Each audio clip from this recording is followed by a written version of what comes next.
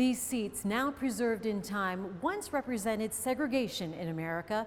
65 years ago, on February 1st, 1964, North Carolina A&T freshmen sat down at this counter and stood up to injustice. Praise the Lord, I'm free, no longer bound. On a cloudy morning, voices rise at North Carolina A&T State University. The song of struggle and hope at the February 1 monument, remembering the pioneers of the civil rights movement. It shaped my life in a way that I have no way to run from it. Yeah, right here. Franklin McCain Jr. says his father would have been proud of the legacy he left behind. My father was a very brilliant man, very strategic in his thinking, and my father was purposeful in everything that he did.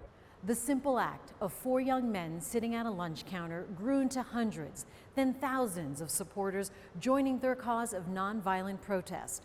Within months, lunch counters across the South began to integrate. And he talked about how he really wanted our lives to be better than what his was. And he wanted us to have every opportunity. He wanted people, all kids of color, to be able to have an opportunity to be able to get a good education, to be able to have a great job, and be able to buy a home and be able to take care of themselves. People know about Greensboro because of this place right here and the actions that took place. More than a museum, the Woolworths building in downtown Greensboro, where the A&T force sat at the lunch counter, now designated as a National Historical Landmark. To have General McNeil to walk back into this building that is now recognized at the highest level for the work that they did as college students, young college students. It's one of the most powerful things that I could imagine.